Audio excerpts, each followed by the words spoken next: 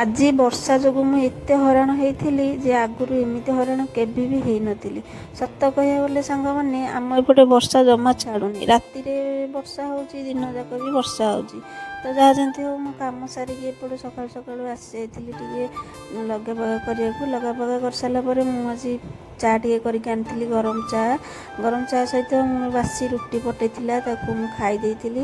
ଆଉ ଏପଟେ pant shirt ଦେଉଛି ତ ସକାଳୁ ଆଗ ସଫା କରିଦେଇଛି, ତାକୁ କେଉଁଠି ଶୁଖେଇବି ମୁଁ ବି ଜାଣିପାରୁନି। ଏପଟେ ବର୍ଷା ଛାଡ଼ିବାର ନାଁ ହିଁ ଧରୁନି ଜମାରୁ। ଆଜି ସତ କହିବାକୁ ଗଲେ ସାଙ୍ଗମାନେ, ମୁଁ ବହୁତ ଆଜି ହଇରାଣ ହେଇଛି। କେଉଁଠି ଶୁଖେଇବି ମୁଁ କିଛି ଜାଣିପାରିଲିନି। ଆଉ ବର୍ଷା ଟିକେ ଛାଡ଼ି ଯାଇଥିଲେ ଅବଶ୍ୟ ଭଲ ହେଇଥାନ୍ତା। ଏପଟେ ରୋଷେଇ ସାରିକି ଆସିଲା ବେଳକୁ କସ୍ତାଟିଆ ବି ପଡ଼ିଛି, ତାକୁ ବି ମାଜି ପାରିଲିନି।